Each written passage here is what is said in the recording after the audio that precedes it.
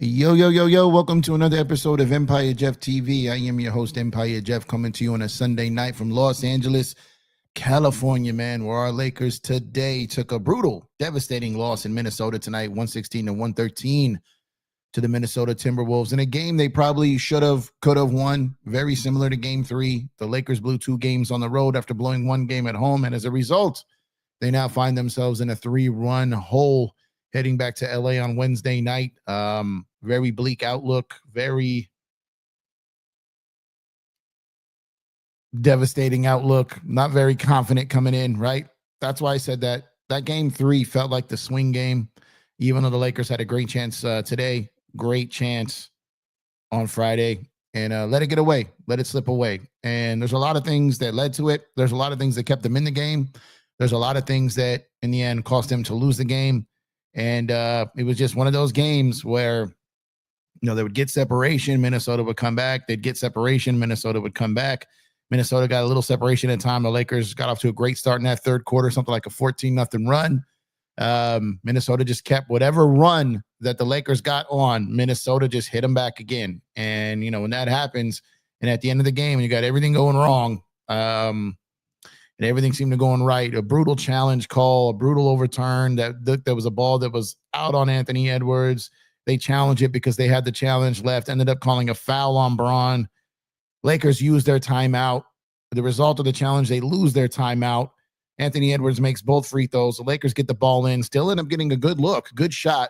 AR misses the shot, and the Lakers lose the game in brutal fashion, man. A lot of things happen in this game, a lot of momentum shifts, a lot of missed little chippies by Luca. Luca had a phenomenal game, 38 points, but a lot of point-blank shots he missed, layups, pull-ups from between the free throw line and the basket, right in that mid-range area. Missed a bunch of shots right there. And, Lakers ran out of gas, man. The whole unit that played the fourth quarter played pretty much the whole third quarter and ran out of gas. And I know Coach J.J. Redick is going to catch a lot of heat here, but he took a gamble. He took a gamble on this game on playing those guys, and that gamble did not work. Didn't work. There's going to be a lot of people blaming a lot of people. There's going to be a lot of people pointing fingers at a lot of people. There's going to be a lot of people thinking they could have called a better game. There's going to be a lot of people questioning Hall of Fame players, right, in this situation, and that's part of fanhood. At the end of the day, this series was lost in game 1. It was lost in game 1. I told you guys that on game 1, that was such a brutal loss. I told you guys that I saw on the Minnesota bench that they felt that they stole the game early in that game, and that it felt like they could steal this series as a result of that game. Lakers have had their chances and just can't get anything going. They have no answer for Randall. They don't have a big. Jaden McDaniels had 2 great games, and it was just a matter of time before the Lakers' lack of depth in this series that was performing, at least. No real use of Jackson Hayes because he's just too light. Automatic foul. A lot of things didn't go the Lakers' way just because they couldn't stop some of these matchups. And look, there's no stopping Anthony Edwards. You just got to hope he misses. Make him work hard. Julius Randle's a bowling ball out there, man. They have no chance of really checking him other than putting Braun on him or Luca. Luca's a lot bigger than people think. He's probably better at bumping people than staying in front of people, but then that just wears them down, right? Rudy Gobert did not have much of an impact on this series. Naz Reid has had his moments.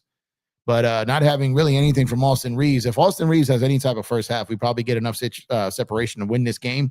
If Luka Doncic is able to make some of those chippies, we probably get enough separation to win this game. If LeBron James had any energy in the fourth quarter to put up a couple buckets up there, we probably get enough separation to win this game. But there's a lot of things. That led to this. So it's not just point the finger at one person. It's not that type of loss. But my talk all season about Austin Reeves being a third guy, it's been a legitimate concern of mine. And he ended up with a pretty decent stat line. He ended up getting a lot of buckets there in that third quarter, kept us in the game and got us a little bit of separation. But just him being completely MIA, it was Luca, Braun, and Rui in the first half. Rui had a good game too, right? Dorian Finney-Smith had some timely shots, man. It just felt like when AR hit that 3, Dorian hit the free 3, Braun had a block, they had a steal. It felt like momentum had shifted in the Lakers' favor. It felt that way, right? It felt that way. But as I said, every single time the Lakers made a push or got some type of separation, here came the Wolves, right? Got to give credit where credit is due. They did their thing. They did their thing, man. They executed. They ran the plays. They made more shots in the end than we did. Congrats to them on getting a win. But the Lakers had their opportunities. And they let it get away, let it slip away. And this is where they find themselves now, down 3-1, when it's like a 95% win rate for the team that's up 3-1. And Doc Rivers is not coaching. Doc Rivers is not coaching the Minnesota Timberwolves, right? So the 3-1 is going to be tough. The Lakers put themselves in this position. They had multiple chances to get this win. They let it slip through their fingers, and it is what it is. It's definitely frustrating for sure. And there's going to be plenty of tantrums out there of people who, think they know basketball and just speak on narratives and hyperboles. But really, this came down to basketball plays. X's and O's are the reason why they lost this game, not narratives, not any of that. Simple basketball X's and O's. We can break down multiple possessions of how this team lost this game. But it's just, let me see. I see we've got a teenager in here trolling. Don't mind Big Baby. He's emotionally unstable after Laker losses. Everyone knows this already. Everyone knows this. So I'm not gonna block him because he needs a place where someone can hear him, right? So will be emotionally unstable. You can show all the emotion you want, my guy. I really don't care. But at the end of the day, it is what it is, man. Lakers had their chance, multiple chances, and didn't get it done. Now, I know people are going to blame JJ Redick. He just didn't feel comfortable. He didn't feel comfortable enough to play outside of those five guys. And, whether you agree with him or not, it's his team. He can do what he wants. It's just, I would have loved, for Braun to get a little bit of rest in that third because he didn't have many legs left in the fourth. He's 40 years old, right? I know it's one thing when he's 40 and we see how great he played. That's true, right? But LeBron is not going to be able to give you every game, 34, 35-year-old Braun. He's not going to be able to do that. Even on nights where he plays fantastic, it is impressive that he's 40, but he's still 40. And he's not going to be able to do that on a nightly basis on the regular because the energy, right? And so when you play him the entire third quarter, and then try to play him most of the fourth quarter, it's going to be tough. He had an incredible block, y'all. Incredible block, incredible steal. Just wasn't enough.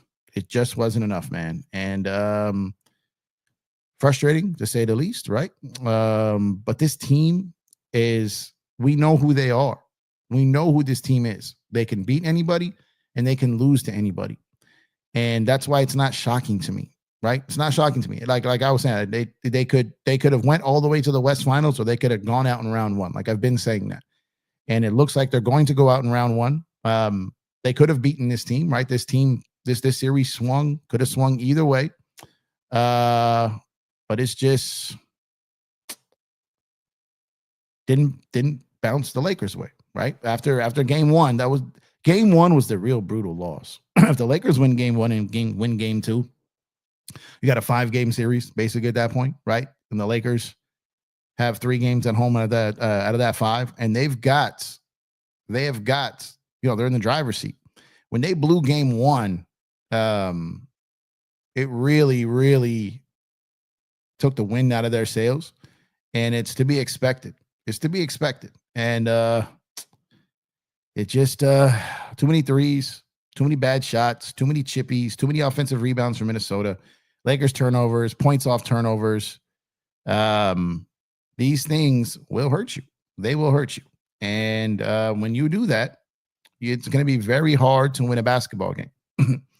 Now, Minnesota did a lot of things that could have lost them the game too, right? The Lakers just couldn't really take advantage of all of it. They really couldn't. Like I said, Austin had such a good third. Lakers in general had a pretty good third, but it just the lead never felt safe. I think the only time in the game I felt comfortable, like, oh man, they might be able to get this. Was in that stretch where Austin hit the 3, DFS hit the 3, and they got the block, the steal. It felt like, oh man, it feels like one of these moments where, man, the Lakers may grind this out. They started to feel that way. But then like the very next play, some things happen. And like I said, Luca smokes a layup, missed a chippy. And it's all she wrote, man. It's all she wrote. So, I don't like saying we got to the third seed. We overachieved. I'm not gonna go there because once we got Luca, the mentality of going from the 7th seed or a playing team, we became a better team. That's why we got the third seed. So having said that, like the expectations now, if you would have told me in October, November that we'd be here right now, third seed in the West, I'd be like, you're tripping, right? We got there. It was great to get there. But once we got there, we should have been able to put ourselves in position to win. Obviously, we had some things that didn't go the Lakers' way. Trades rescinded and whatnot. You kind of get back a broken Dalton Connect that you can't even play in the playoffs because you already got Luca and Austin and Rui out there who don't defend well. You definitely can't put a Dalton Connect out there as well and just give a free pass to one of those role players to go off because he can't guard anybody, right? So it's just one of those things where you kind of go at it with what you have. And unfortunately, after that blown game 1, the Lakers just didn't have enough to get the win in this series. Now, the series is not mathematically over, right? The Lakers go back home for game 5 on Wednesday. 3-1 comebacks have happened, more than a few times. They happen more now than ever, but I don't see it. Maybe, maybe a miracle happens. Maybe something happens. They blow them out in the next game, steal one in Minnesota, and who knows? But I wouldn't bet on that. I wouldn't put my money on it. I'm hoping to God they pull it off. But their ability down the stretch to finish games, their ability to put teams away, their ability in the clutch in this series has been brutal.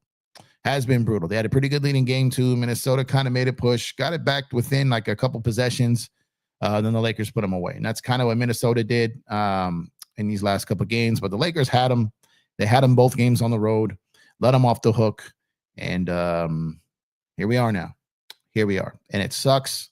But what are you going to do? We could talk about it. But at the end of the day, if our team doesn't make as many shots as the other team, they don't score as many points as the other team, they're going to lose. And it's pretty much that simple.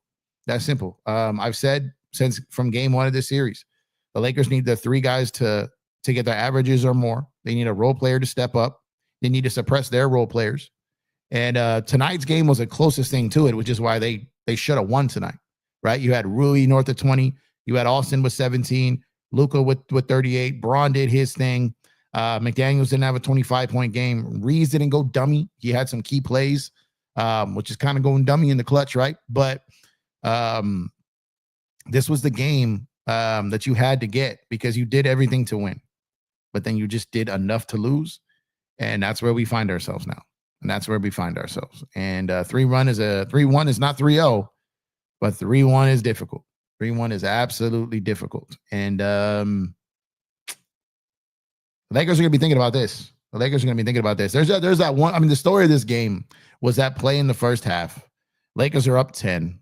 They come down. Luca smokes a layup. They go the other way, right? They give up they blow a layup. They're up 10, right? They give up a 3. They come back, give up a bucket. That's a 4-point switch. They come back. They turn the ball over. They give up a foul, 2 free throws, right? Then they go and try to force a 2-for-1 below that. And it goes from 10 to 4. Now they got separation off that again, but those type of things where they were at 10, 11. They couldn't get it to like 15, 17. They couldn't get the separation. So it is those type of plays you need to make to do it. Now, could they come back and win the series? I mean, again, it's mathematically possible.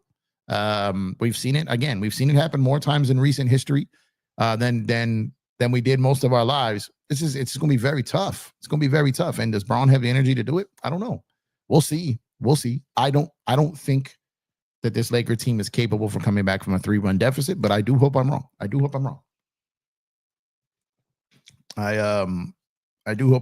So it is let's see. Sorry, my screen was tripping up there a little bit. But yeah, There's going to be a ton of narratives. There's going to be kind of empty tweets and thoughts on these things from people that have never touched the basketball. So get ready for that. And it's going to be a brutal couple of days. It's going to be a brutal couple of days for Laker fans. You know, all the talk shows, YouTube, Twitter X, IG, TikTok, wherever you may be. It's going to be a brutal couple of days for Laker fans. But it is what it is. Suck it up. You know what I mean? Man up.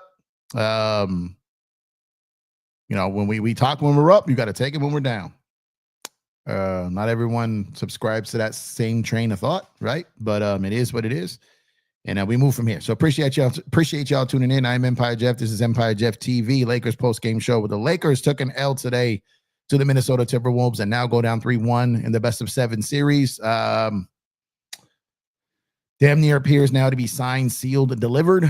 But we'll have to wait and see what happens here. So appreciate y'all tuning in. Daniel Barry, what's going on, my guy? Appreciate you tuning in. What's going on with you? Atman was on fire today. Absolutely. Roy said, Lakers losing does not bother me. As long as Celtics don't win 19, we need to go hard after the bigs. I don't even care about the Celtics, bro. I'm worried about my own team. I don't care what the Celtics. If they win, they win. You know, they win a championship, they're a champion. If they don't, they don't. I don't worry about other teams like that, especially when my team is not doing what they need to do. Let's see. LeBron needs to take a haircut so we can go after bigs and get more help. Let's see if he does. Yeah, Dodgers definitely back on track for sure. Lakers, Dodgers for life. What's up, my guy? What's up, Jeff? A little disappointed. We watched the game with my son, and right before the inbound play, I told my son we suck at inbounding the ball. Luca missing the layup was a 5-point switch. Yeah, so that's what it was. And after an out of timeout turnover, we think we get the ball back. They challenge the call. Ends up being a foul on Braun. We burn our timeouts. So we burn 2 timeouts for nothing, essentially. And then we did get off a fairly decent shot. It just didn't fall. But yeah, that whole stretch right there was absolutely brutal. AR is not him. He's not him. I've never said he's him. I've told you guys that. I think Austin is a good basketball player. He's a good role player, but I've never been sold that he is the 3rd best player on a team that can make a deep run into the playoffs. I've said this numerous times. I've gotten hate for this. I like Austin. I mean, there's a lot of guys. I don't see a real third option on this Laker team. I don't see one. This isn't just about Austin not being it. I don't believe any of these guys are it. We have Luca, we have Braun, and then we have a bunch of guys around them that a few of those guys are capable of getting 20, right? Very difficult to expect them to get that every night, and that's kind of where we are. Wolves in 6. Lakers will be lucky if they win one more game. I think they can win one more game, but I don't know if they can win 3. I don't know. You know, I wouldn't bet money on it, but I'm praying to God, the basketball gods, Jehovah. I'm praying to any God there is. The Lakers can get this win, but you know what I'm saying? Like, can't do nothing about it. I can do shows, I can watch the games, and I go on with my life. You know what I mean? I've been there. I've had those days where I was like radical and going crazy and breaking things in the house and going nuts. And then I had to grow up. I had to be a man, right? You win like a man, you lose like a man. And then you just go after it, right? You do what you can do. And in this situation, we can't control nothing. So we watch. It's annoying. And I come up here and I do Laker therapy sessions. That's what I do. There's enough people throwing tantrums that people don't watch. You know what I mean? Like, I'm trying to be a change of pace here, be a different lane. Nicholas Clark says, what's going on, Nick? We cannot win with the Lakers and AR. Too much overlap with weakness. If AR isn't playing well offensively, really limits his ceiling. Yes, this I agree with. Look, this is why I was so frustrated that the Lakers, I mean, I don't know. I don't see how this burned them in the end of the game other than just wasting a timeout, which technically I guess could have burned them. But what drives me nuts about it is he was so ineffective and inefficient that the Lakers went out and wasted a challenge on his foul, on his 3rd foul in the first half. And I'm like, of all the guys, you're going to sit back here and waste the challenge on Austin Reeves, who's been ineffective and inefficient, right? And now we're going to sit out here and use our challenge for him. And I didn't realize my light in the back wasn't on. It was just kind of bright outside. Probably doesn't matter, but my ADD kicked in. My OCD ADD kicked in. And so that play frustrated me from a standpoint of a coaching perspective, like JJ. First of all, I'm not going to sit here and pretend like I know more basketball than JJ Redick because I do not. You know, he was a top tier player in college, had a very, very long, successful NBA career, very successful NBA podcast, very successful analyst, called the NBA finals on the sideline, and is an NBA head coach. There's no world I wake up where I know more than JJ Redick about basketball. There just isn't. Right? The difference between me and most people who do shows is I know that. You know what I mean? Outside of that, I didn't love that challenge. I didn't love that challenge for the simple fact that, like I said, the way Austin was playing and a waste of timeout and a challenge on a guy we probably were better off without off the court there. But you know what? What am I going to do? He believes in his guy. He wanted to show him he believed in him, and he did it. It's his call. It's his team. He can do what he wants. So it is. It was. Like I said, brutal loss, and we'll see what comes up next. Let's see. Okay, did that one already. Let's see. What's this? What's going on? Woo. Don't worry, Jeff. Remember, this is just the start of the Luca era. Yeah. I'm cool. You know what I mean? I'm cool. Like, I'm frustrated. I'm upset they lost, but like I said, I know what this. At least I can kind of know what this team like future could be now, right? When we're sitting here with Braun and AD and these guys, and we're thinking like, what's this team going to be like post LeBron era? Like when we start thinking like that, I'm like, oh man, it makes it more daunting. It makes it worse. But then when you realize that, man, okay, we lost this year, but we got a 26-year-old megastar in Luka Doncic moving forward, and now we're in a better position moving forward. So the future is not as daunting as it once was. So I do find a little solace and salvation in that. Doesn't help right now. Does not help this season. Does not help this loss today. Right. But I'm not like sitting back here like, oh man, we just went out again. Braun's about to be 41 next year. Oh man, that's it. What are we doing post Braun? We're not going to get any free agents. We got nothing to trade. Like all these narratives, like those are gone now. Right. Those are gone. So it's a little different era than it was like when we lost last season. It's a little different area. What's going on, Lakers all day? Dope. Everyone is at the 3-point line late in the game. Boy, I cut to the basket. Yeah, that I didn't love it. I was like, they're living and dying by the three, missing layups, taking in and missing too many threes. And when you do that, you're going to cost yourself games. What's up with the hero ball, low IQ players and coaching staff? Well, yeah. So I'll tell you this though, like some of the most high IQ coaching staffs ends up with players playing hero ball. That just happens. But yeah, I mean, you've got to get a hold of that. You've got to run some sets. You got to do some things. They found something, right? They found something when they were bringing Luka down towards the half court, going towards the bottom baseline from the TV view, right? And they had Jaden McDaniels on him, and he didn't want to switch. So the guy would come shade over, and they would trap Luka, and it would almost be like quadruple team, because you had the two players, you had the half court line, and you had the baseline. So effective, you put Luka in a box. You essentially put 4 defenders around him, right? With the baseline and center court line. And what was happening is then you would have the dive guy, right? And ideally it should be LeBron or it should be Austin. And when it was LeBron or Austin, it was working because they'd get it to them. He'd make a dribble or two, get the defense reacting, swing it to Braun, swing it to the corner. You were getting a quarter three. Rui hit a couple. Austin started hitting some, right? That play was working. When they got crossed up and it ended up being Rui as the diver, when they made the pass to Rui, he didn't have the hands to really do anything with it. Led to a turnover, some costly plays. So the Lakers needed to go back to that. Give Luka the ball, let him go down towards that box, being defense. The defense was going to put him in the box. And you kind of run those plays there at the end versus the hero ball. Now you're still getting a 3, but it's a better 3. It's a design 3, and it's in flow of offense. And the court is broken up. It gives you a better chance for offensive rebounds. And the Lakers went away from that. They went away from it because they didn't want to get Luka trapped down there at that bottom. But they were milking it. They did a lot of good work off that action in the third quarter, and they went away from it. And there's a lot of things the Lakers did not take advantage of and didn't work. So, that gets frustrating. Roy says, as long as the Celtics, okay, we talked on that. LeBron take a haircut. Mike, it was good, my guy. Lakers took a huge L tonight. Yeah, that was a big time L. Big time L, my guy. Frustrating for sure. Free agents not wanting to come here with short playoffs run, that it adds to the negativity. I mean, they're going to get guys. People are going to want to come play with Luka. This I can promise you, man. Wolves said they want LeBron to tire himself out. How JJ couldn't get him on the whole lineup at least 1.5 minutes rest is crazy. Yeah, I'm telling you, he took a gamble and he lost that gamble. He took a gamble, he lost. If he wins that game, they call him a genius. Two games off after this game till Wednesday. Figured he'll just air it out. The gamble didn't work, and now people are definitely going to be questioning now as a result of it. What's going on, Kane? Bro, I'm crashing the F out. Legit just broke into tears, bro. Yeah, I mean, there's a lot of people. I've been there, brother. I've been there. My younger version of fanhood.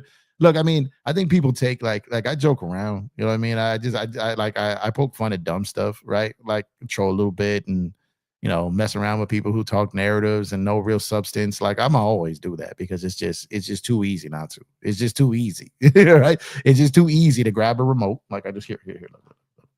I could just grab a remote. In this case, DirecTV. I can grab a remote control.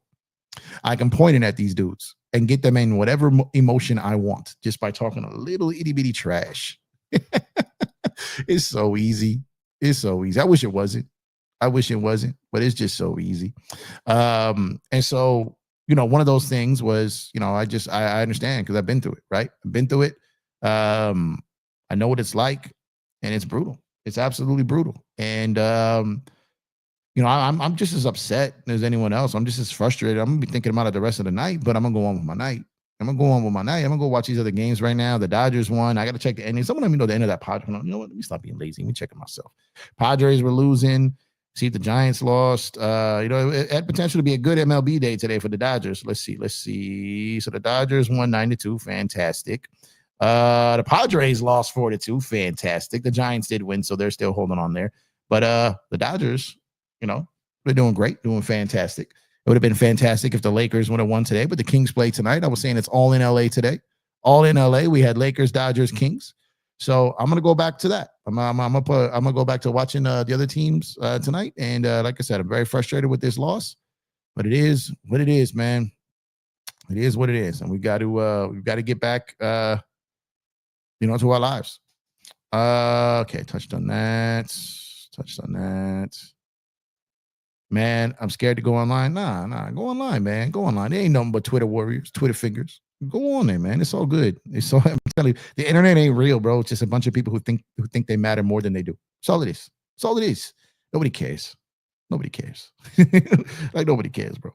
Mr. X says, Jeff, how much did that food poisoning cost us the game? Do you blame Luca for his own food poisoning? No, I mean, it's part of life, man. It happens, man. You could eat healthy and get food poisoning. You can eat bad and get food poisoning. And they said stomach bug. That doesn't mean it was food poisoning. He may have caught something, right? I don't know how many of y'all live in LA, but man, there's been a crazy little stomach virus going around the city over the last week or two, right? 2-3. I mean, the Dodger players have been going through it religiously, right? I know a lot of people that have had like a stomach bug, the last 2 weeks or so. I mean, I kind of like, mine's been mild, but I've been kind of dealing with one the last couple of days too. So like, I think there's something going around, and they're in LA, so maybe he caught it. Maybe he caught what's going around the city, right? Maybe he didn't, or he ate something. I don't know. But what I'm saying is, I don't know. I do not blame him for it.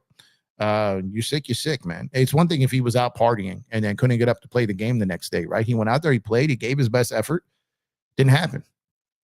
Man. So definitely sucks to see. Nicholas says the fact that they were relying on a 40-year-old defense showcase major hole in the team, need more two-way players from AR and Luca. Yeah. Well, you got to understand, they thought they made a play, right? They thought they had someone in the trade with Charlotte that could have got that done. They didn't clear him physically and had to rescind the deal. And at the time, it was after the trade deadline, and they didn't have anything else they could have done. They couldn't do anything else. They were stuck. The best option on the table at that point was Len, and it obviously ended up being a horrible option. But there were several teams interested in him, and the Lakers were the team that got him. He even backed out of a deal with other teams to come to the Lakers, and it didn't work out. Right? It didn't work out. But that failed trade there with Charlotte put the Lakers in a, what is going on with my chair here? Sorry, it's cut on the headphone wire here.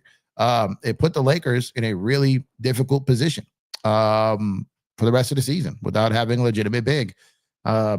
Jackson Hayes is not a legit big. He's a decent backup big, but he is not a legitimate big. And when you go down into the playoffs and you're going to war and that's your big, you find yourself in trouble, my guys. You find yourself in trouble. And the Lakers absolutely found themselves in trouble. And now they got to deal with it.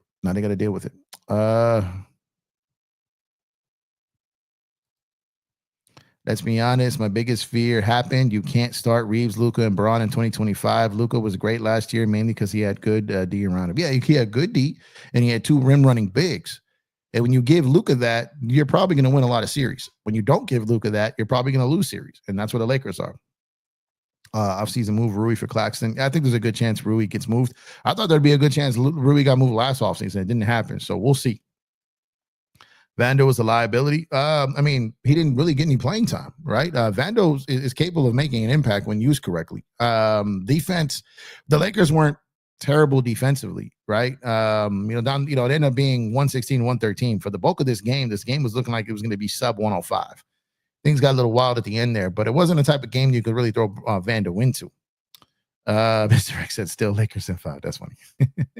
What's going on, Michael? LeBron has a problem turning over the ball in the inbound pass. That's not the problem. The problem is that Luca bringing up the ball and playing too much one-on-one. That's Luca's game, bro.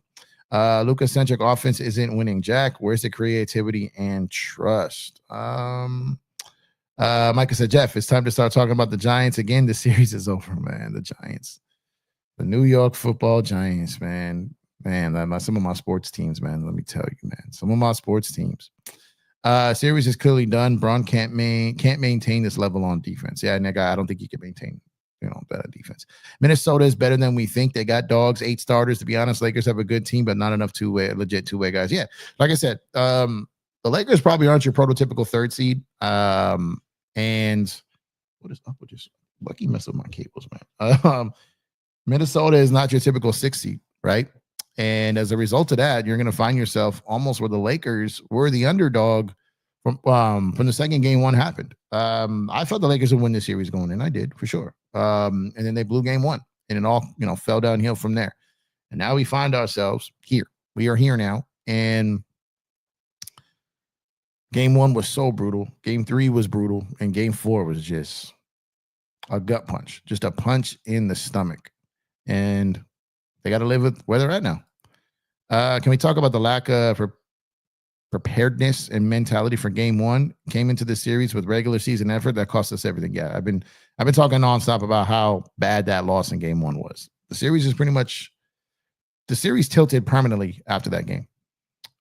Hayes was never going to be a long-term guy. Not saying you need a bruiser, but you need a legit center. Yeah, he would have been a decent backup, right? A guy that can give you 8 to 10 minutes in a pinch, but he's not a guy you should be starting. If LaFunky Charles takes less so we can get 2 legit role players, we'll be all right. That includes a center. Festo, what's up, my guy? Austin didn't show up. He didn't show up in the first half. He showed up in the second half, and the Lakers had a lead, right? But yeah, if we get anything out of him in the first half, we probably win this game. Got to get something better for him. Michael said, Jeffrey, you sound defeated. I only see 3-1 out for him. No, I mean, I'm not. I wouldn't say I sound defeated. I just sound realistic in my mind, right? Realistic, like coming back from 3-1 against a team that you've just had brutal losses against. Now, on the flip side, you could say, look, these games were close. We could be 3-1 ourselves, or heck, we could be 4-0 ourselves, right? You could say that all you want, but it doesn't change the reality you're in. And defeated? No, I'm not defeated. I'm just realistic. 95% of the time, teams don't come back for this. So defeated, nah. But realistically, I just don't see them bouncing back from this. At the end of the day, T-Wolves are the better team, more depth, more physical. As for we need to be a play perfect to win. Yes, we have absolutely no margin for error, and that's a fact. That's a fact. Jeff, I'm afraid of the pundits like Chuck. Well, no, why are you afraid of what anyone's got to say? Like, don't be afraid of what anyone's got to say, bro. Who cares? Nobody cares, bro. Nobody cares. People, you know what it is? Like, people don't really care what other people say. They just want people to really care what they say. And that's what really causes the back and forth. Nobody cares. I'll be out there literally just people go back and forth and I literally don't even care what they say, bro. like I just know I just throw a couple zingers. They go bang their head on the wall. And it's look, just too easy, bro. Too easy. Mr. Layback says, sorry, Jeff, stick a fork in it. Lakers are done. How come JJ didn't sub players in the second half? Like I said, man, he took a gamble. He lost that gamble. I don't particularly love it. But he made a call. It didn't work. Didn't work. Team lacks character and mentality, crumbles in fourth quarters and rebounding effort. We're not coming back from a 3-1 series. Well, we just don't have the size for the rebounds. I think effort was there on a lot of those possessions. Long bounces, bouncing to the right people. It just it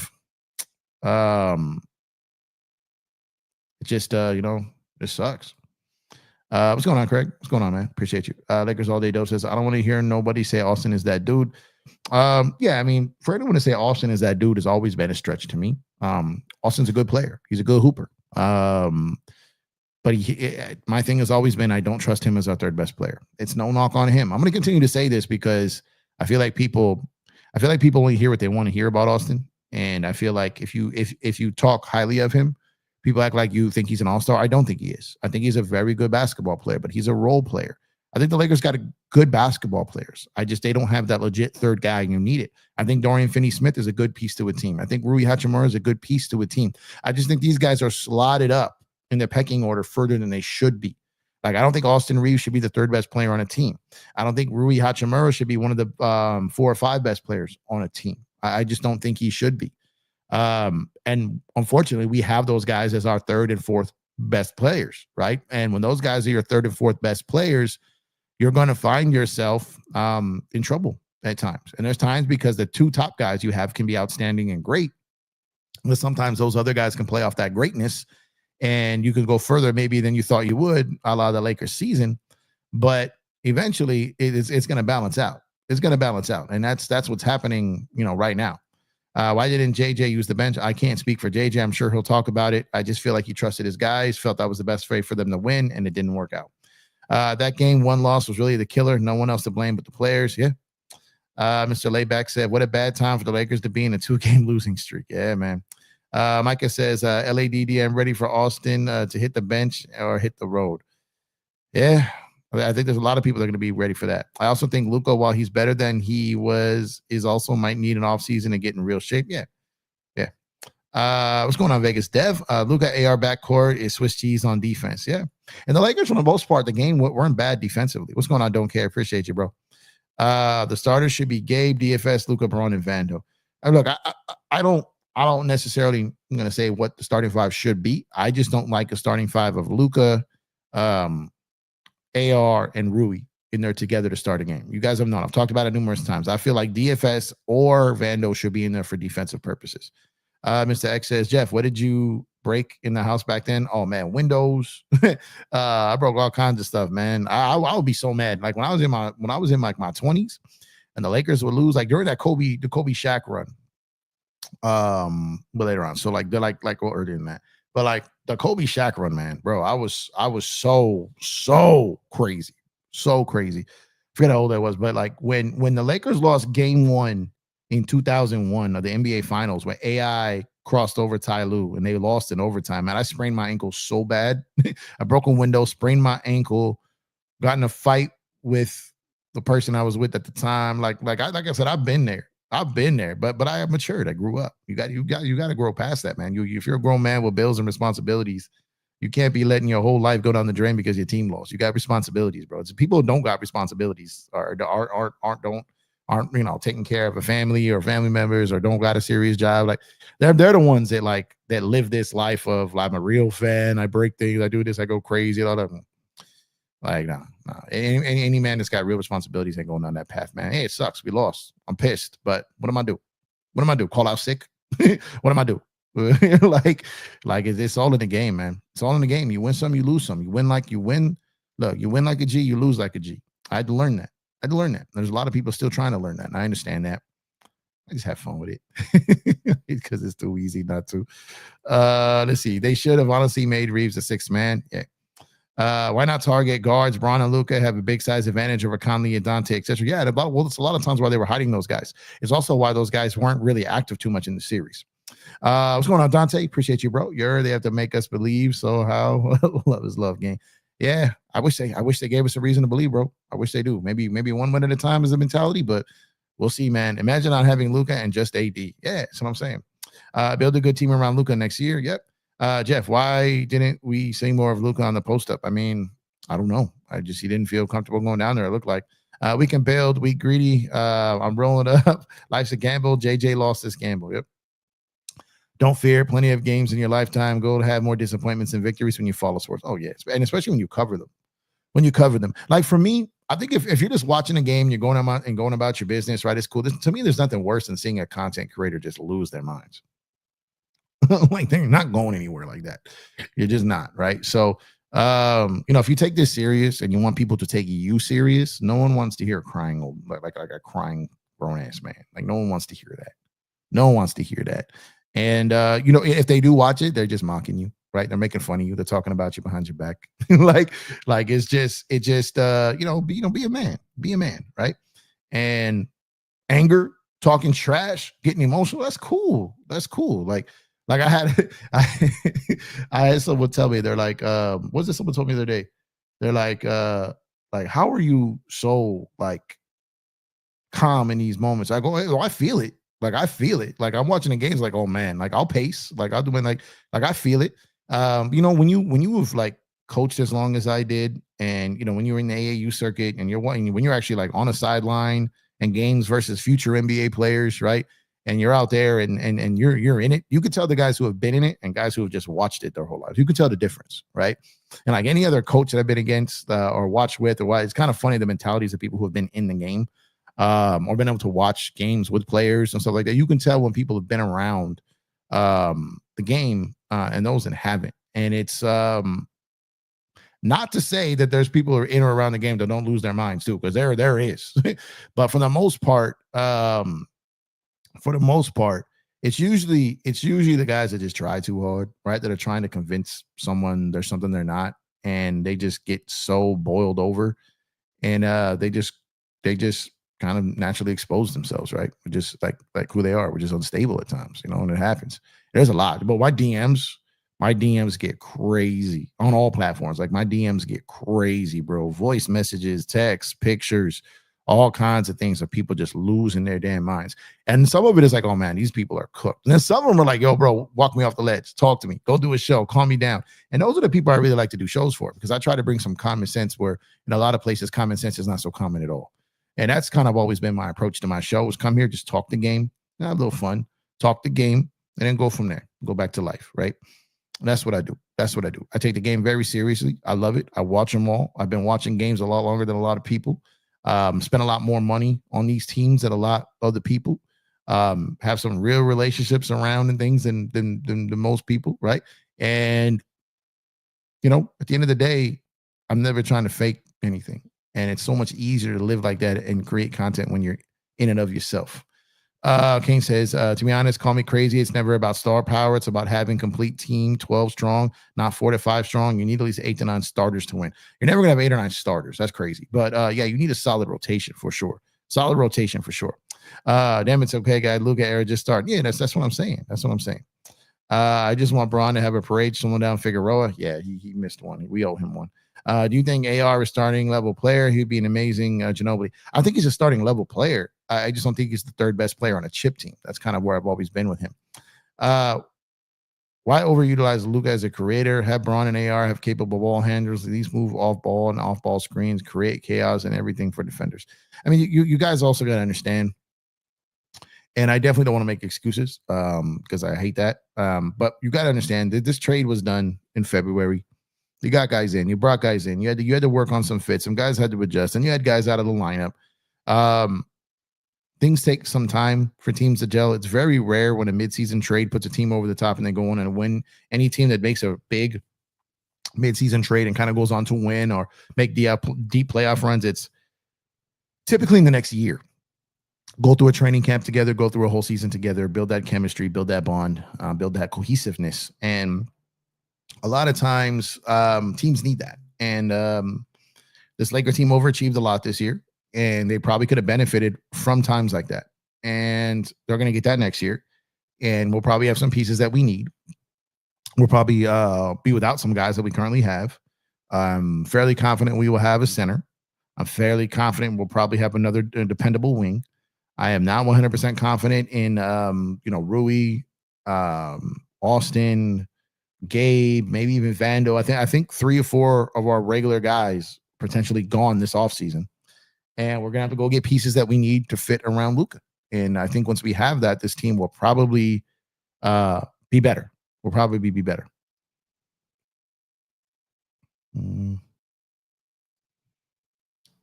What's going on, GoldenEye? Appreciate you, man. What were your thoughts on Kuz as a third option and when AD first got here? I feel like the discourse around Austin is similar to Kuz back in 2019. My opinion is the same on Kuz as it was for Austin. If Kuzma or Austin is your third best player, you're not a chip team. You're not a chip team. Now, Kuzma was not the third best player in 1920. Like, that team's depth was insane. Their defense was insane. But if Kuzma or AR are your third best player on a team, more than likely you're not winning anything, right? And those guys are role players that need to be further down the pecking order. They need to have a lesser usage. They need to be further down the line. And the further you put those guys towards the front of the line, probably the lesser of a team you're going to have as you start going up against teams who actually have a third guy. And that's why it's no shade towards Austin. I will continue to say this because I like Austin. I'm not one of these guys who bashes Austin or dislikes Austin. I like Austin Reeves as a player. I like that he's a Laker. I wish he was a Laker for a long time. But he's just not a guy that could be our third best player. It just isn't. And it's unrealistically and kind of unfair to put him in that place. It just is. And we will he's going to get cooked. He's going to be blamed. He's going to take a lot of heat, similar to how we did last year, and he's going to have to bounce back from it. You know, a lot of guys are going to take blame for this because that's what happens when you're a Laker. People have to have a point. People have to point a finger at someone. People have to have someone to blame. People have to know why this happened. Who do we need to be mad at? When at the end of the day, Minnesota executed better than you. They made less mistakes. They were better coached. And usually that's enough to beat you. Usually that's enough to beat you. And again, you got to give them credit where credit is due. Even as a Laker fan, you know, there were a lot of you guys who were rocking around with those Minnesota Timberwolves, Los Angeles Timberwolves tramp stamps on your back last year because you act like you won the lotto because they beat Denver. Everybody's business ain't your business. Mind your business. And look what happened. Karma. They came back and got us. So it is what it is, y'all. It is what it is. So we live to watch Game 5. You know, God willing, and we see what happens in Game 5 and we go from there. But like I said, if I was a betting man, which I am, I would not put money on the Lakers to win this series, but I hope to God they do. I hope they come back. My God, I hope they come back. But the odds and the numbers are not in their favor, and we're more than likely looking at a first-round exit. But if they do pull this off, oof, Lord, it's going to be crazy times. It's going to be crazy times. So in your eyes, no big midseason trades unless it's for one or two role players. Well, no, I didn't say no trades. What I'm saying is it's very rare that you see a trade of that magnitude impact like the championship, like that team wins. It's rare. It doesn't happen often. What's the difference in making trades for like one to two role players midseason instead of getting a star or superstar? So that's different because you get two role players who are putting a role. They're not a guy who's going to go automatically to the first option on a team, and now that whole team has to adjust to that. So that's a whole different scenario. And that's kind of what the Lakers had found themselves in, right? Like everyone in the Lakers wanted AD to be that number one option, but he just wasn't going to be that guy. So LeBron just, settled the things about AD being that guy, but then would go be the number one guy, right? The second Luca got here, Braun was no longer the number one guy. And the team had to adjust to that. They had to feel that out. They had to see how that's going to go. How's LeBron going to react to this? How is Luca going to react if Braun has any pushback on this? Like, how is LeBron going to handle if JJ draws a play for LeBron at the end of a game? Like, what's the defense going to be like? There's a lot of things you have to feel out and sort out when you're in that situation. And the Lakers had to go through that for months to figure it out. And to their credit, it looked like everyone got along. It looked like they meshed. But then you did have times where you didn't know, whose turn it was going to be, or, are they all going to be dominating at the same time? Like, it made things a little difficult for them. It made things difficult. So you trust front office, offseason pickups. We have missed most mid-level players. I've never not fully trusted this front office. I've never been, again, I'm not a guy that follows waves or narratives or follows the crowd just because you've got a whole pack of people riding against them. I don't go that route. Like, I still believe, I've said this before, I still want the Guggenheim group to buy the Lakers. Even though the Lakers pulled off the Luca trade, or like my stance that I've had over the last like year and a half has been the same. I want the Lakers to have, billionaire owners because I want them to be able to compete with billionaire owners, right? It has nothing to do with Genie or Rob or any of that. To me, it's playing field. It's competitiveness. I don't want like these guys who got multi-billion-dollar player owners. I don't want Steve Ballmer to have a financial advantage over us in our own city. I don't want that. I want a billionaire. Now, we may not get a billionaire as rich as Ballmer, but just having a billionaire in that Laker cachet will be enough. So being able to have a billionaire owner instead of a family-run business who inherited this, that's kind of been my take. I have no animosity towards Genie. I've defended Rob a lot. I've also said that I think Rob is a very good GM. I just don't know if he should be the face of the basketball operation sides of this team. I still feel that way. I still feel that I wish the Guggenheim Group would buy this team. I still feel all of this. I still do. My stance has not changed, but I'm not radical about it. I'm not out here with protest boards and going crazy and being loud. I'm just talking about it. But I explain why. My reasons for wanting a billionaire owner is so we can compete with billionaire owners. I'm not even to say, hey, Genie, get all the way out of here. That's not what I'm saying. It's not what I'm saying. Like, a lot of the things that people point out about Rob are used. It's agenda driven and it's only one side of the narrative. They never talk the other side of it. And that's my point. Is Rob the best GM in the league? No. Is he the worst? No. Has he made mistakes? Yes. Has he found some gems? Yes. That's my only thing. That's my only thing.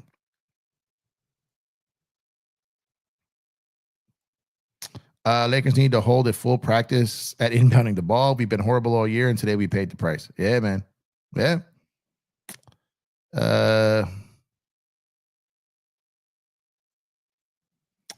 Let's see. All shorts, or the alley shorts. My bad. Is it bad? I think we're up 3-1 if we still have AD. It's not bad for you to have an opinion, but I don't think we'd be up 3-1 if we had AD. I don't. Who's to say AD would even be playing? Who's to say? Who's to say?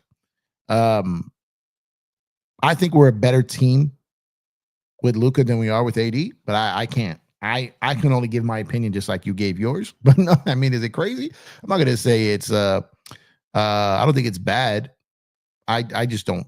Well, one, we don't know, but two, I like this version of the team with Luca better than I did this team with AD. That again, that's just my opinion. But everyone has their own, and that's just mine. And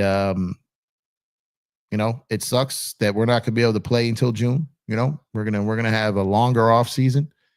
Even any team that doesn't go to the finals, has a shorter off season than the team that goes to the finals. So even if they rally and come back, but again, that's asking a lot. That's difficult. It's unrealistic to a point. Should run entire practice on boxing out, OTOs, right? Movement without the basketball. And like I said, we just need to get a big. We need to get a big. We need to mix things up a little bit. Give Luca a couple more tools. Give him a little bit more of what he had in Dallas. With the Gaffords and the Ivies and I say Ivy. Why am I drawing a blank? Who's the dude's name? Lively, right? Man, tripping. He just needs some guys like that. He needs some guys like that. He needs a legitimate rim runner, a shot blocker, a guy who can catch and finish at and around the rim. Got some weight on him, some athleticism. This is what he needs. Let's see. Need more dogs that can rally the team emotionally and with spirit. Yeah. I hope they bring DFS back. I do believe he's a winning player. I do believe he's a guy that if you have on your team, he does make you better. And I do believe he can help you come playoff time. Him, like some of these other guys, are probably in little out of bit of a role than they should be. I would prefer him to be in the starting lineup, playing with starters, getting open looks off those starters more, bringing his defense into the game versus having him come off the bench. I think if you use him correctly, I think he's a better player. Same with Vando. If you use him correctly, he's a better player. And I also do believe that JJ is going to improve as a head coach. I do believe he's going to be better. I do believe that he will improve. And I think that JJ has a chance to be a Laker head coach for a very long time. JJ was the guy I wanted in the offseason because I felt he was the guy that would be the only one that had a chance to be a true home run hire. Also, when you got a guy that's a potential to be the home run hire, you also have the potential of him to be the strikeout hire. That happens. However, it's going to take a little bit of time. First year, got the 3rd seed in the West. You had that massive trade. You had the DFS trade, right? You had a lot going on. We had a lot going on for a rookie head coach this year. And and I hate to talk like the season is over, like from the perspective of the offseason, but we are closer to the end of the season than we are to the next round. So I'm just gonna keep that a buck. But there's a lot that's gone on with this team, and this team may need a whole offseason and a training camp to kind of be what they can actually be. Can we get Naz Reid, and is he the type of big we need? Feel like he's small. No, I mean, again, I think Naz Reid is a good guy that's in the right role in Minnesota. A big off the bench that can stretch the floor. He's got them some athleticism. I think he's a good piece for them. Naz Reid is our starting center. Probably isn't ideal, especially when we've already got a Joker problem, right? So I don't know if he's you need a big. The Lakers need, like, although this guy is not like a rim running guy, we need someone like a Steven Adams. We need a big, like a true big that can take the bumps, can bump guys back, can knock guys around. Like Julius Randle isn't going to be able to back down Steven Adams. Now, he's going to be able to dribble around him, but if Steven Adams is waiting in the paint, then Juju can't get down there and bully, and he's around the perimeter, and that's the Randle we want to face. So someone like a Steven Adams, right, is the type of guy that I've said for almost a year now that I would like for them to go after and like them to pursue. But, everyone under the sun wanted Nick Richards, right? And I feel like we never heard his name once he got to Phoenix. And there's a lot of these guys that we'll have to wait and see who becomes available. And maybe they go after one of the guys that he played with in Dallas. Maybe Gafford becomes a possibility. Who knows? Maybe they go after someone like that. And if you go after someone that Luca has played with, they got DFS, and Luca gave a list of names, which is why Mark Richards was the guy the Lakers made the trade for, even though it got rescinded. But Luca singled him out. He wanted a player like him, literally said his name, and the Lakers went after and got him, and then got him in to get a physical. Didn't like what they saw, but they liked what they got. They just didn't work out. Didn't have high expectations with this team, but was hoping for us to go on a heater and do something special because I felt the West was up for grabs. Yeah, me too. Same as me, man. Same as me. Who would you target? No clear pickup this summer without a trade. Need impactful player with mid-level. See, I don't know who's going to be available via trade or mid-level. I don't know who's opting out. I don't know who gets traded and then bought out. It's way too early. Way too early. There's going to be a lot of talk about it. There's going to be a lot of clickbait videos. Should the Lakers go after this or so? Are the Lakers interested in this person? The Lakers are linked to this person. That's all just hearsay. And I'll do some videos like that too. But at the end of the day, we don't know. We don't know yet. We're just going to have to wait and see. We're going to have to be a little patient. We're going to have to wait it out. And we don't know really for sure. And we won't know for a while. Because like I said, the Lakers are able to make trades from the second their season ends. Their season. I can't make a trade with a team that's currently in the playoffs. But the second their season is over, they have the ability to make trades with other teams whose season is also over. But the Lakers are more than likely going to wait until the draft, because that's when another first-round pick would become available 7 years down the line, and they'd have another pick to move. Like, they gave up a pick in the Luka trade, right? So they didn't end up giving up a pick in the Richards trade, but they do get an additional pick after the draft. So once their pick is made by Atlanta, I believe has their pick.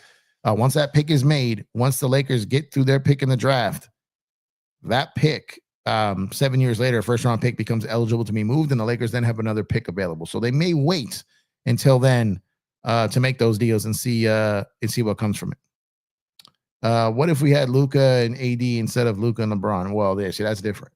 That's different. But Dallas didn't have real interest in LeBron at 40 at that point, right? That'd be a whole different team, a whole different situation.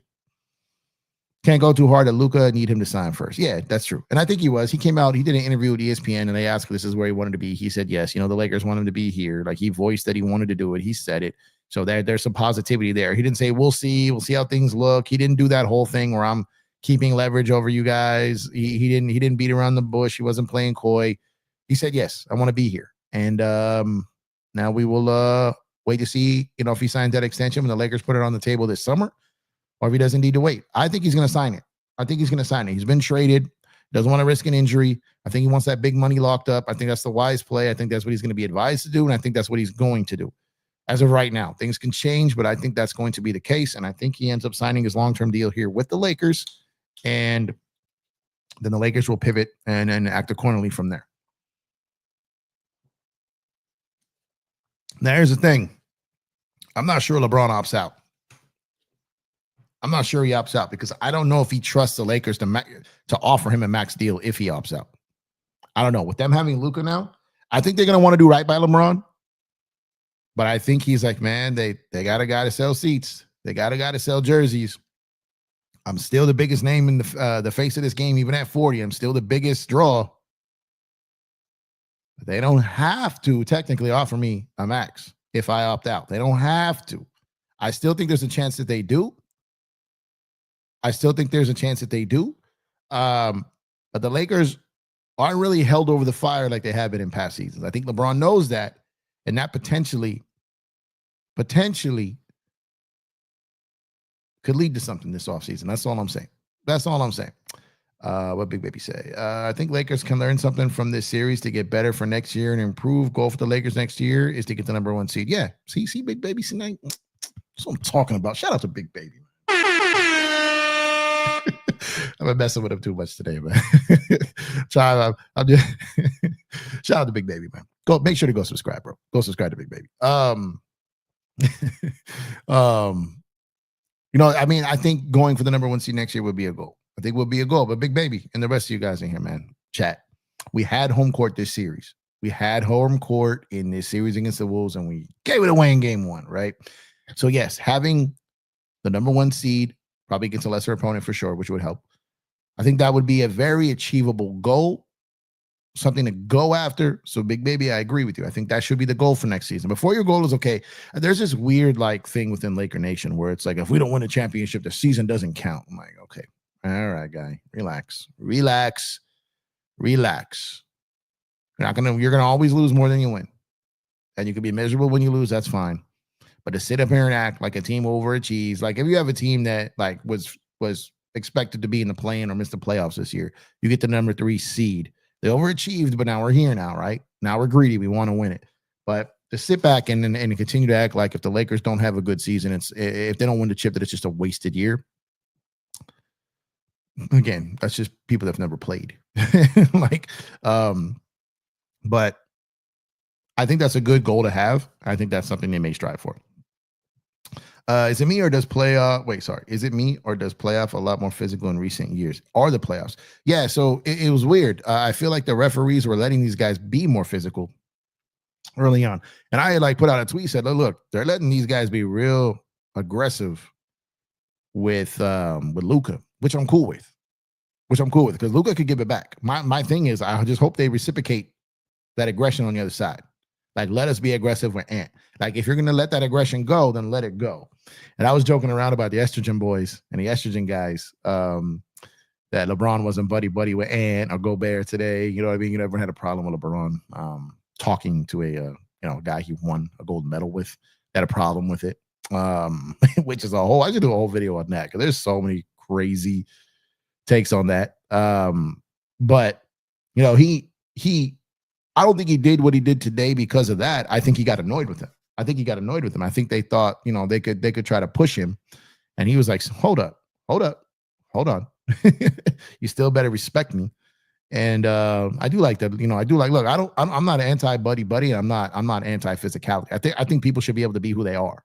But at the end of the day, Braun's a big brother to a lot of these guys. Braun has personal relationships with a lot of these guys. Braun has business, probably in the future with some of these guys. And like I said, Braun being 40 years old, his son is coming up in the league. There's a lot of, I'm not going to get too deep into this because I think I might do a video on this, but LeBron doesn't have to be what you guys want him to be. He doesn't have to be that, right? Doesn't have to be that. He's earned it. His status is solidified. He doesn't owe us. He don't owe us. He could talk to whoever he wants. He could laugh. He could cry. He could throw. He could do whatever he wants. And so I didn't mind him talking with Ant and Conley. I didn't mind that. A lot of people did. But I also did not mind him getting physical today, getting aggressive, pushing back. Definitely didn't mind that, right? So I'm cool either way. Look, he showed respect when people showed respect to him, and when they got disrespectful, he reminded them who he was. And he gave the disrespect back. And I think that's how it is. That's what adults do, right? Give respect to get respect. When people get disrespectful, you remind them that they disrespected you. That's all he did. That's all he did. But I really wish the Lakers would have disrespected the Wolves, though. and we'll be coming home 3-1 as opposed to being down 3-1. But that's not the case. And we are here now. And it is frustrating. But it is what it is. So on that note, I'm going to go ahead and shut it down. I appreciate you guys for tuning in. Y'all could be anywhere in the world, but you're here with me. I appreciate that. Drop a like on the video on the way out. Subscribe to the channel if you have not done so already. And I will catch you guys on the next one. Dodgers got the win tonight. I may be back later tonight with a Dodger video and or another Laker video. Who knows? It's still early enough in the day. I'm going to go take Wookie for, I said Wookie. Lucky for a walk because his lazy ass is asleep over here on the couch snoring. So I got to get him up too early for him to go to bed. Got to make him get up and move around. So I will catch you guys soon. Appreciate y'all. Stay safe. Enjoy the rest of these games tonight. Go Kings, go. The Dodgers win another game. Padres lose another game. Kings are playing tonight. Let's go Kings. Go Kings, go. Catch you guys on the next one. Love y'all. Peace.